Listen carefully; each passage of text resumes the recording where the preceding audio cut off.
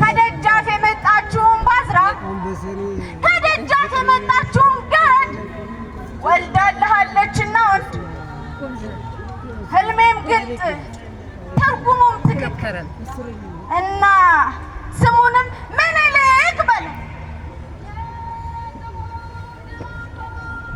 ብለው የተናዘዙት ቃል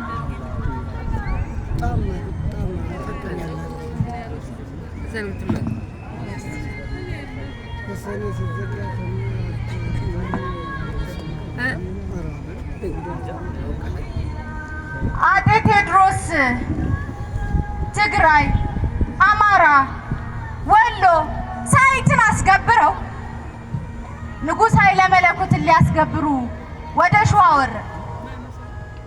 የሁለቱም ጦሮች ለፍልሚያ በተዘጋጁበት ሰዓት ንጉሥ ኃይለ መለኮት ባደረባቸው ሕመም ድንገት አረፉ። የሸዋው ጦር ታዳጊ የሆነውን የንጉሳቸውን ልጅ ይዘው ለመሰደድ ቢሞክሩም አልሆነላቸው።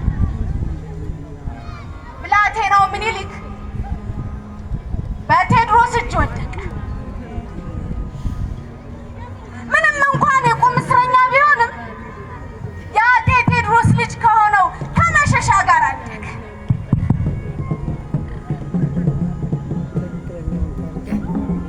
ምኒልክ አባ ብልሃቱ ከመግደላ ማምለጡስ ማን የዋዛ አደረገው?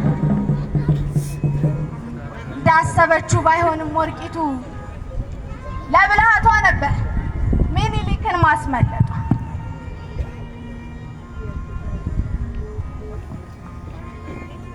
ምኒልክ ተማሪ የቴዎድሮስን ህልም በልቡ የመዘገበ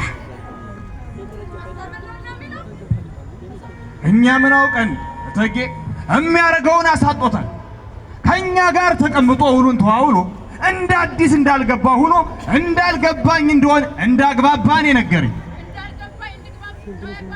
አዎ እንዳልገባ ሆኖ እኔንም እንዳልገባኝ እንደሆነ ሲነግረኝ የነበረው።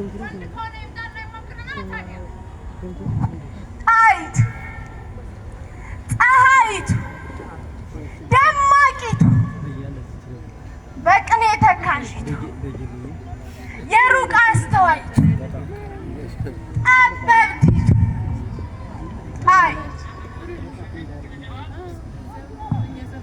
ጎንደር ቤተ መንግስት እሱ ምርኮኛ እሷ ድረገብ የቁም እስረኛ ሁለቱም ታዳጊ ነበር።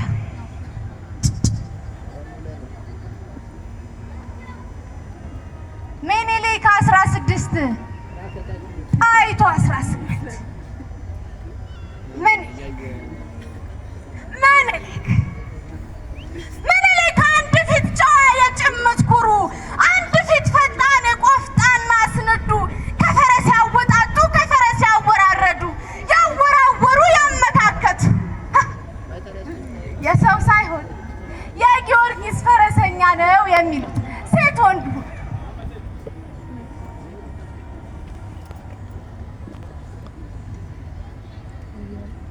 መቼም ውሃ አጣጭን ባርኮ የሚሰጥ ፈጣሪ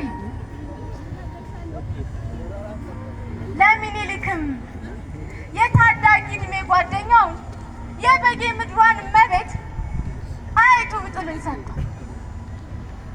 ጃን ሆይ ነገሩን በብልሃት ቢያስቡት መልካም ነው።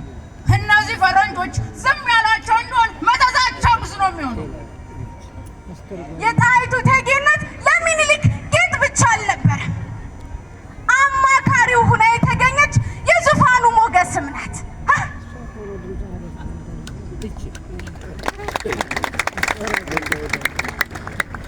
በስልጣን ውጣ ውረድ ውስጥ የማትብረከረክ ቆርጣ የምትነሳ የሴት ገሰላ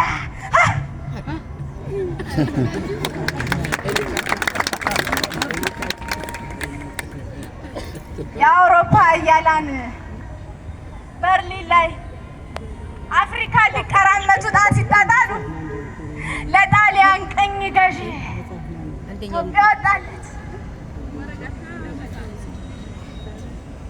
በትዶለት አስበብ ነበር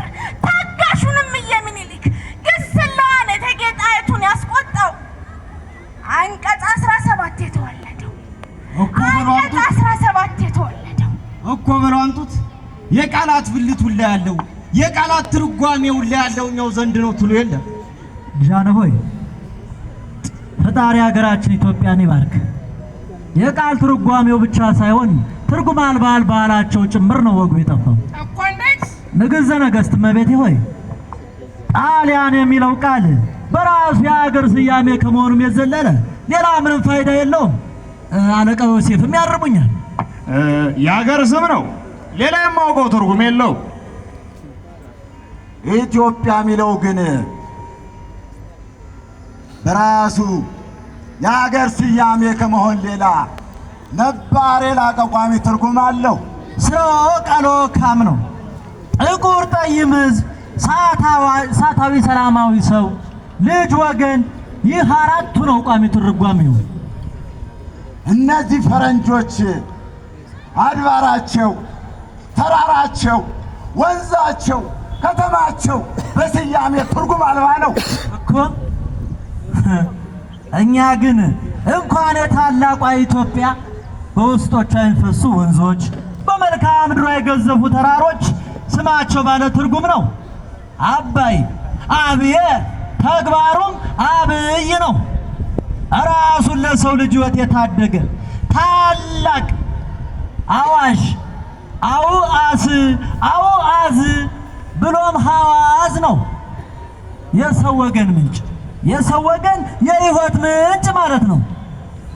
ሊቃውንት አቤት ንግሥት ሆይ እኛ እኮ የፈለግነው የሁለቱም መንግስታት የተደረገ ትርጉም እንጂ የክስና የስም እርባታ አይደለም። እውነት ነው። የአንቀጽ 17ን ትርጓሜ እንጂ ሌላ ነገር እኮ አልጠየቅናችሁ። አለቃ ዮሴፍ የአንቀጽ 17ን ትርጓሜ እስቲ በአማርኛ ይንገሩ። ግርማዊ ጃንሆይ አንቀጽ 17 ጣሊያነኛ ትርጉሙ የኢትዮጵያ ንጉሠ ነገሥት ከአውሮፓ መንግስት በኩል የሚያደርጋቸውን ማንኛውንም ግንኙነቶች በጣሊያን መንግስት በኩል ብቻ ማድረግ ይኖርበታል ይላል። አማርኛ ትርጉሙ ደግሞ የኢትዮጵያ መንግስት ፈቅዶ የሆነ እንደሆነ ግንኙነቶችን በጣሊያን መንግስት በኩል ማካሄድ ይችላል ይላል። ፈረንሳይኛ ትርጉሙ ግን የኢትዮጵያ ንጉሠ ነገሥት ጥገኝነቱን ተግባር ላይ እየዋለ ግንኙነቶችን በሙሉ በጣሊያን መንግስት በኩል ያካሂዳል ይላል። ይኸው ነው ፍቹ።